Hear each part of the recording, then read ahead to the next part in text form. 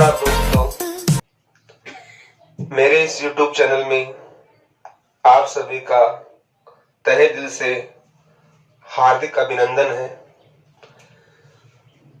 आज हम हिंदी की क्लास में जो अगला टॉपिक है सर्वनाम, उसके बारे में चर्चा करेंगे। तो आज का टॉपिक है आपका सर्वनाम।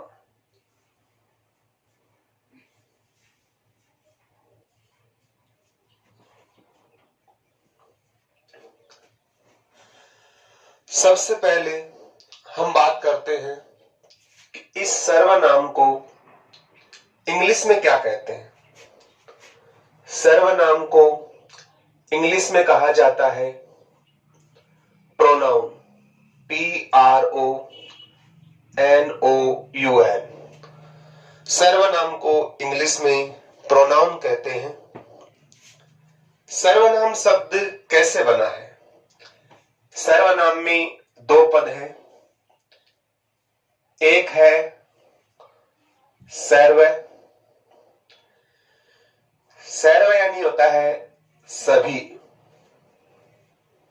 दूसरा इसमें शब्द है नाम। नाम संज्ञा का शाब्दिक अर्थ होता है। जब हम संज्ञा पढ़ते हैं तो वहां संज्ञा का अर्थ होता है नाम। तो सर्व यानी सभी, नाम यानी संज्ञा। जिसके अंदर सभी संज्ञाओं के नाम शामिल होते हैं उसे सर्वनाम कहा जाता है। सभी संज्ञाओं के नाम से मतलब है, जैसे आपने कहा दिनेश पढ़ता है, आप कहते हो राजेश पढ़ता है। आपने कहा मोहन पढ़ता है। दिनेश, राजेश, मोहन अपने आप में संज्ञा शब्द है, व्यक्तिवाचक संज्ञा। इन संज्ञाओं के स्थान पर दिनेश, राजेश, मोहन, इनके स्थान पर अगर आप लिख देते हो वह पढ़ता है, तो इन सभी संज्ञाओं के स्थान पर जिस शब्द का प्रयोग आप करते हो उसे सर्वनाम कहा जाता है। इसका मतलब सर्वनाम में सभी संज्ञाएं शामिल की जाती है। पहली बात तो ये। आगे बढ़ते हैं।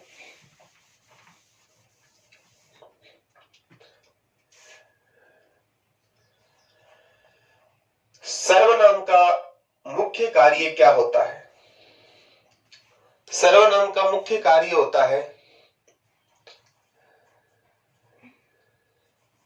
जो संज्ञा होती है, संज्ञा की पुनरुक्ति, पुनरुक्ति कह सकते हो, संज्ञा की पुनरुक्ति को रोकना।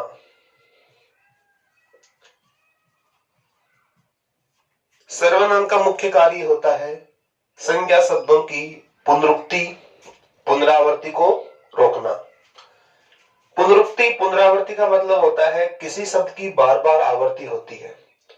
तो जब हम कथन लिखते हैं तो कोई शब्द बार बार आता है तो वह वाक्य की दृष्टि से अशुद्ध होता है। तो इस पुनरुक्ति को रोकने के लिए हम सर्वनाम का प्रयोग करते हैं। जैसे मैं एक सेंटेंस लिखता हूं, शीला कल जयपुर जाएगी।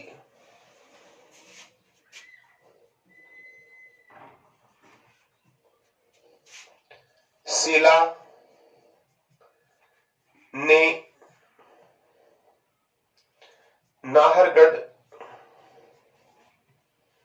देखा। शीला को बुखार है। तो हम बार बार शीला शीला शीला जो नाउन है उसका हम रिपीटेशन कर रहे हैं। अगर किसी एक ही नाउन को आप बार बार रिपीट करते हो तो वह कथन या अवतरण देखने में अशुद्ध लगता है। तो फर्स्ट जो आपका पहला वाक्य होता है उसमें जो संज्ञा शब्द है वो एक बार आता है। उसके स्थान पर जब आगे हम प्रयोग करते हैं तो सर्वनाम का यूज किया जाता है। शीला कल जयपुर जाएगी। अब इसी शीला के स्थान पर शीला ने उसने नाहरगढ़ देखा। शीला को बुखार है तो यहां शीला के स्थान पर आ जाएगा उसको बुखार है। तो हमने एक बार तो संज्ञा शब्द के स्थान पर किया उसने और एक बार शीला के स्थान पर किया उसको। तो इसका मुख्य कार्य होता है जो नाउन है उसके रिपीटेशन को रोकना। तो संज्ञा का कार्य, सर्वनाम का कार्य होता है संज्ञा शब्दों की पुनरुक्ति को रोकना।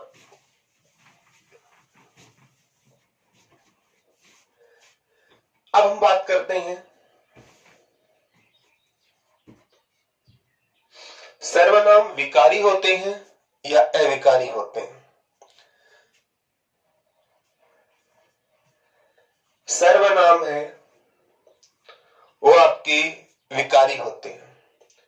विकारी का मतलब होता है कि वे शब्द जो लिंग, वचन, काल, कारक इनके द्वारा जिनके स्वरूप में परिवर्तन हो जाता है ऐसे शब्दों को विकारी कहा जाता है। शब्द जैसे संज्ञा, सर्वनाम, विशेषण, क्रिया ये विकारी की श्रेणी में आते हैं। परिवर्तन कैसे होता है? जैसे कोई सर्वनाम शब्द है आपका मई, इस मई से आप बना देते हो मेरा, कारक जोड़ दिया। मई से बना दिया आपने मुझको। जैसे शब्द है आपका आप, आप से आपने लिख दिया आपको, आपसे, आपके लिए। तो जब हम सर्वनाम शब्दों को परिवर्तित करते हैं इसका मतलब सर्वनाम अपने आप में विकारी होते हैं।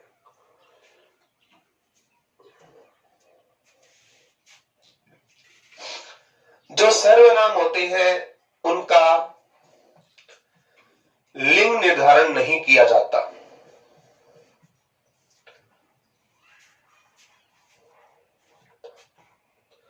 सर्वनाम होते हैं उनका लिंग निर्धारण नहीं किया जाता। संज्ञा का लिंग निर्धारण कर सकते हैं, जैसे आपने कहा राजेश, बता सकते हो पुल्लिंग है। क्रिया का लिंग निर्धारण कर सकते हो, जाता पुल्लिंग है, जाति स्त्रीलिंग है।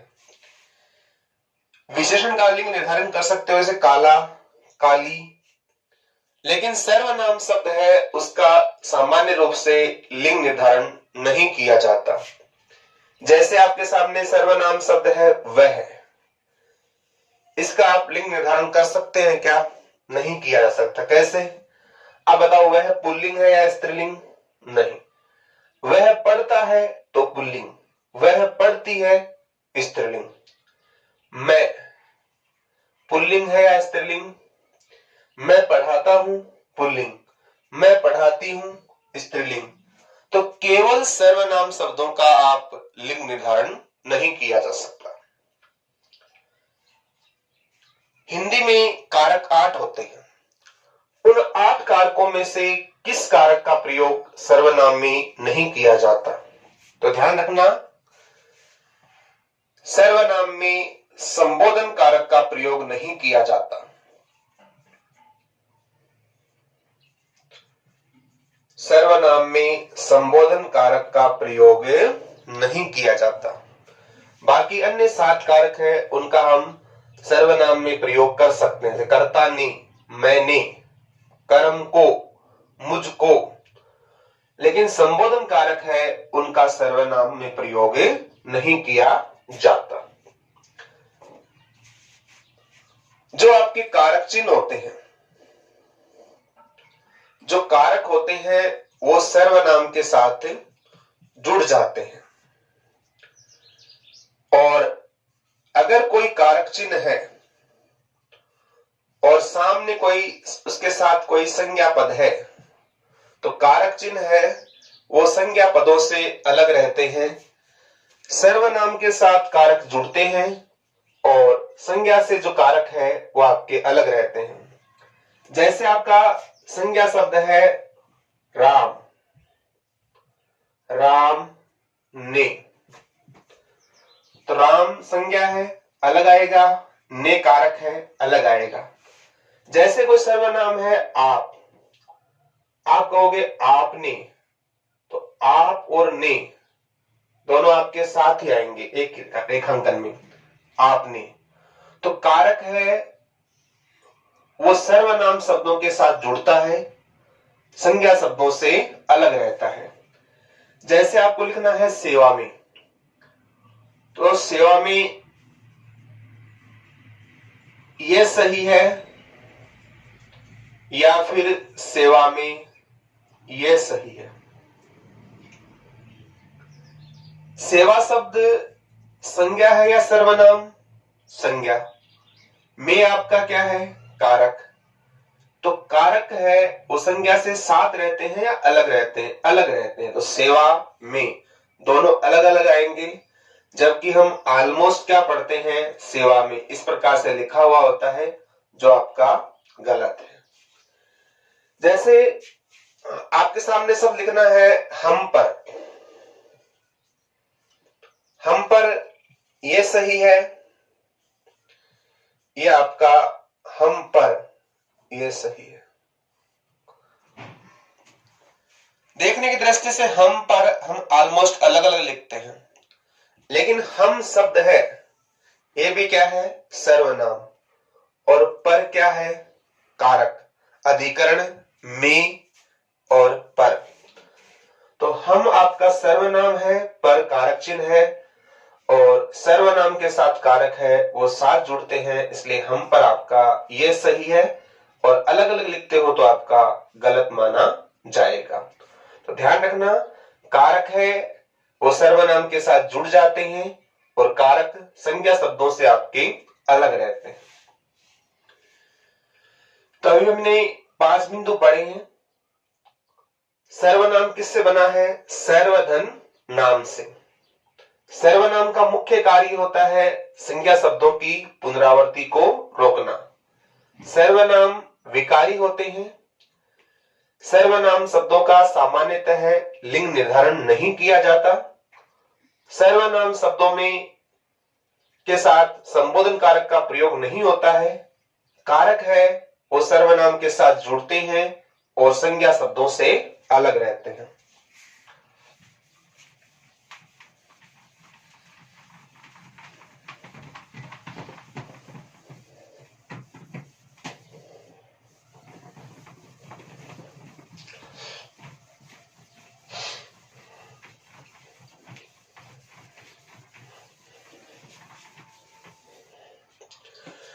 हिंदी के अंदर एक विद्वान हुए थे जिन्होंने हिंदी मानक व्याकरण लिखी थी आपकी, कामता प्रसाद गुरु।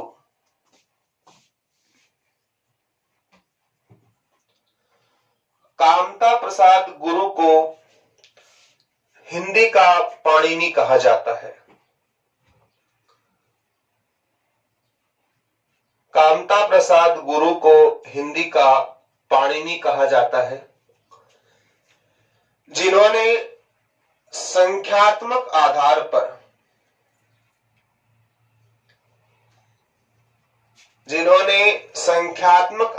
पर जो सर्वनाम है उनकी संख्या 11 बताई है। कामता प्रसाद गुरु ने, जिनको हिंदी का पाणिनि कहते हैं, संख्यात्मक आधार पर 11 सर्वनाम माने हैं। वो 11 कौन कौन से हैं? जैसे पहला है आपका मैं, दूसरा तू, तीसरा आप, चौथा यह, पांचवा वह, छठा जो, सातवां सो, आठवां कोई, नौवां कुछ, दसवां कौन और 11वां क्या। हिंदी के प्रसिद्ध विद्वान कामता प्रसाद गुरु ने जो संख्यात्मक आधार पर सर्वनाम है वो 11 माने हैं। मैं, तू, आप, यह, वह, जो, सो, कोई, कुछ, कौन और क्या।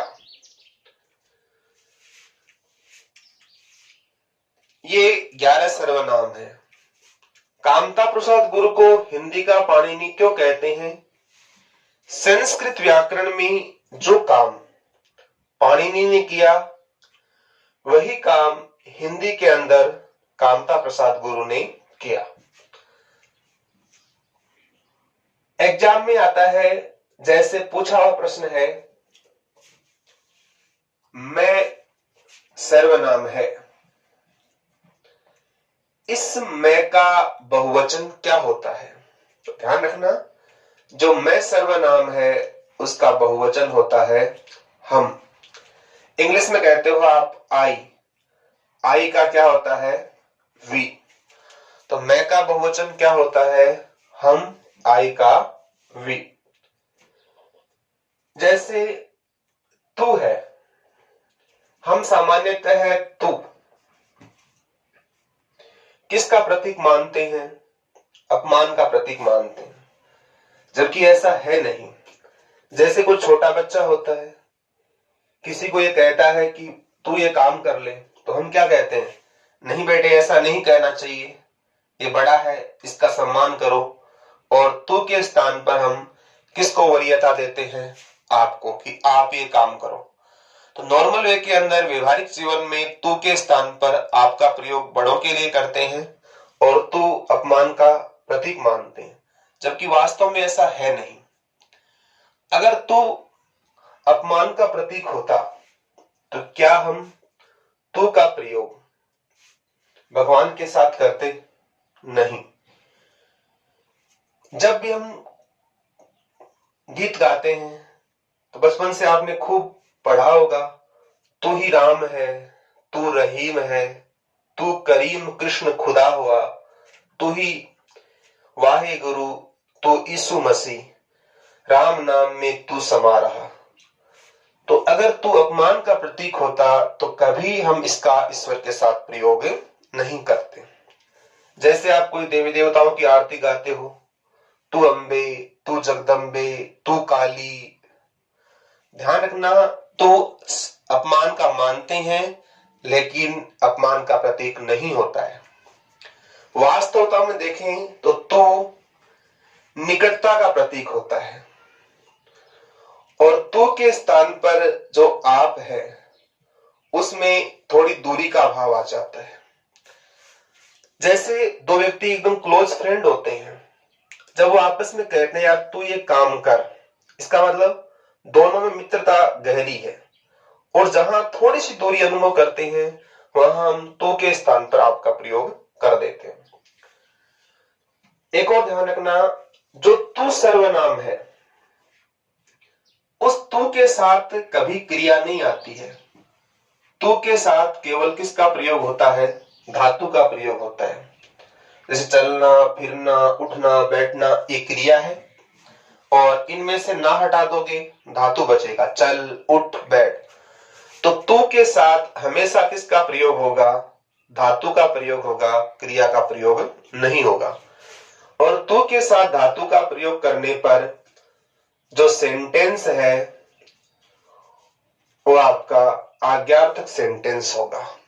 जैसे आप किसी से कहते हो तू चल, मैं आई, है ना, तू चल, तू पढ़, तू लिख, तू हंस, तू गा, तू मर। तो ध्यान रखना, तू के साथ हमने धातु का ही प्रयोग किया है, क्रिया का प्रयोग नहीं किया है। और तू के साथ जब धातु का प्रयोग होता है तो ऐसा सेंटेंस आज्ञार्थक सेंटेंस आता है।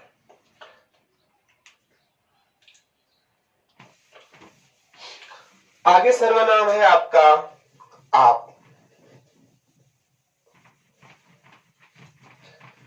जो आप सर्वनाम है सामान्यतः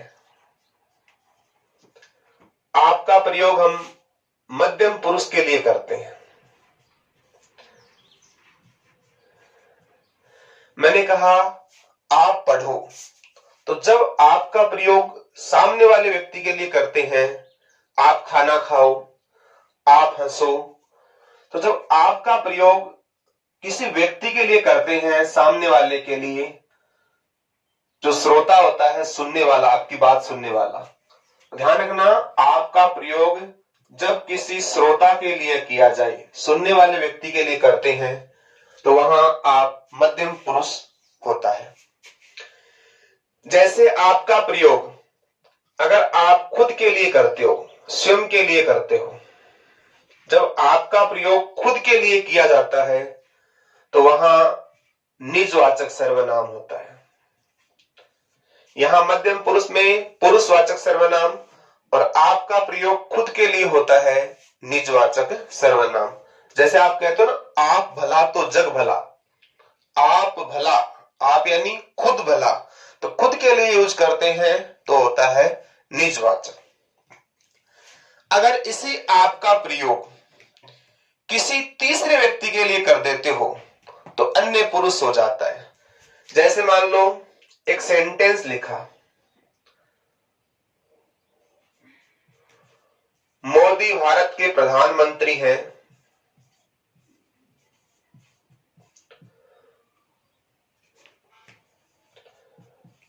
मोदी भारत के प्रधानमंत्री है, आपने देश हित अनेक कार्य किए, आपने देश हित अनेक कार्य किए। तो इस सेंटेंस में जो आपने शब्द है, इसमें आप, यहां जो आप आ रहा है वो इसका प्रयोग कर रहे हैं हम मोदी के लिए, नरेंद्र मोदी। वो न तो मैं हूं न आप है, कौन सा पुरुष है? अन्य पुरुष। तो जब आपका प्रयोग किसी तीसरे व्यक्ति के लिए करते हैं तो वहां कौन सा पुरुष माना जाता है? अन्य पुरुष माना जाता है। तो आपका प्रयोग तीन जगह होते हैं सामान्यतः। आपका प्रयोग सामने वाले व्यक्ति के लिए करते हैं मध्यम पुरुष, पुरुषवाचक सर्वनाम। आपका प्रयोग खुद के लिए करते हैं निजवाचक सर्वनाम, और आपका प्रयोग किसी तीसरे व्यक्ति के लिए किया जाता है तो आपका अन्य पुरुषवाचक सर्वनाम।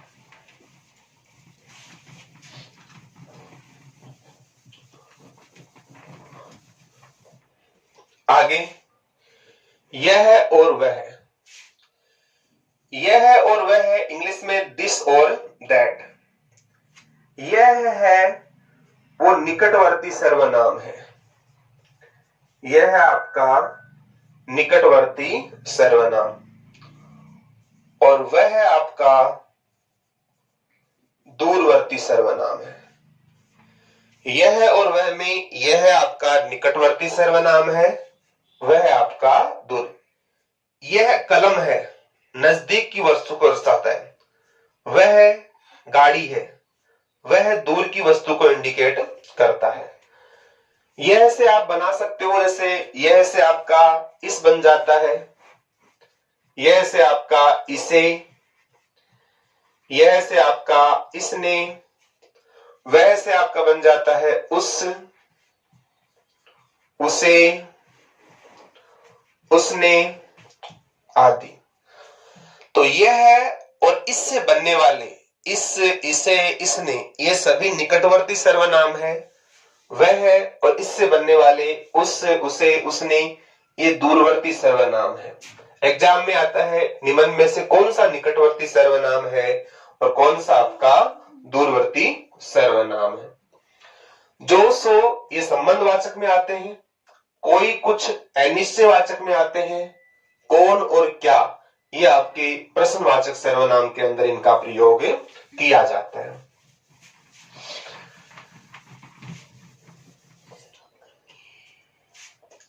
जो सर्वनाम होते हैं उन्हें संज्ञा के प्रतिनिधि कहते हैं। सर्वनाम को संज्ञा के प्रतिनिधि कहा जाता है। प्रतिनिधि का मतलब क्या होता है? जैसे एग्जाम्पल देता हूं, जैसे आप बड़े लीडर हो, एमएलए हो, एक साथ आपके एक ही दिन के 10 शादी विवाह के आमंत्रण आ गए, तो आप एक साथ सभी को अटेंड नहीं कर सकते। एक या दो जगह तो खुद जाओगे, बाकी अन्य स्थान पर, आपके स्थान पर आपका कोई भाई, बहन, पत्नी जाएंगे। तो आपके स्थान पर जो व्यक्ति जा रहे हैं वो आपके प्रतिनिधि कहलाएंगे।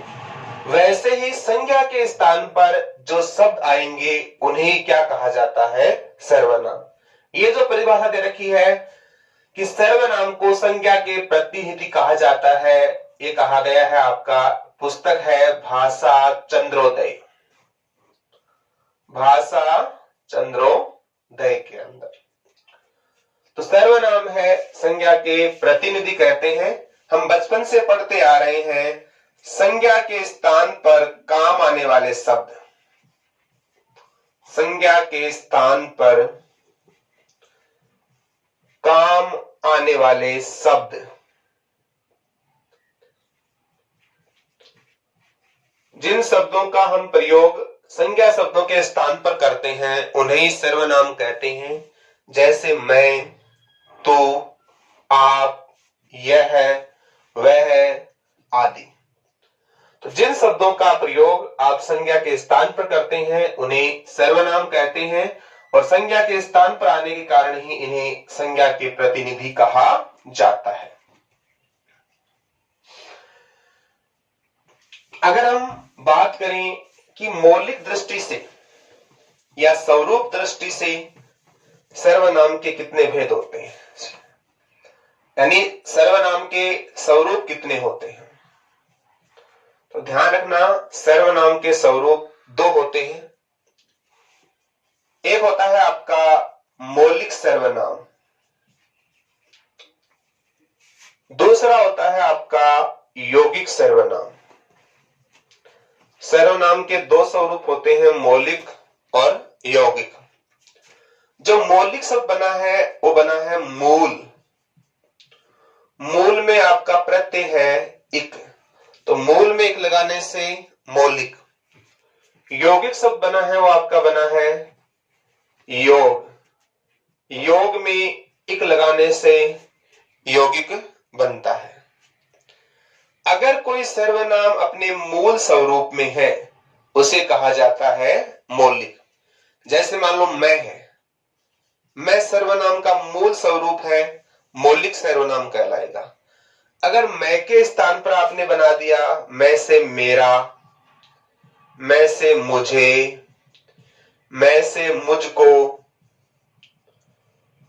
तो ये आपके इनका परिवर्तन रूप है, वो आपका कहलाएगा यौगिक। जैसे मान लो आपका सर्वनाम है आप, आप सर्वनाम का मूल स्वरूप है तो इसे कहलाएगी आप मौलिक। आपसे आपने बना दिया जैसे आपको, आपसे, आप में, आपके लिए। तो जब आप सर्वनाम के स्वरूप को बदल देते हो उसे कहा जाता है यौगिक सर्वनाम। तो कई बार एग्जाम पूछ लेते हैं निम्न में से यौगिक सर्वनाम कौन सा है, मौलिक सर्वनाम कौन सा है। तो जब कोई सर्वनाम अपने मूल स्वरूप में आता है उसे मौलिक कहते हैं, और जब कोई सर्वनाम अपना स्वरूप बदल लेता है उसे यौगिक सर्वनाम कहा जाता है। योग का मतलब होता है जोड़। अगर उसके साथ आप कुछ जोड़ देते हो, कारक या अन्य पद, तो मौलिक से यौगिक बन जाता है। जैसे मूल है, मूल में ई लगाते हो तो मूली बनता है। मूल, रूट, मूल का मतलब होता है, इंग्लिश में बोलते हैं रूट, रूट यानी जड़। तो सर्वनाम स्वरूप के आधार पर दो प्रकार के होते हैं, मौलिक और यौगिक। अगर हम सर्वनाम के भेदों की बात करें तो सर्वनाम के भेद होते हैं आपके 6। ये 6 भेद कौन कौन से होते हैं? पुरुषवाचक सर्वनाम,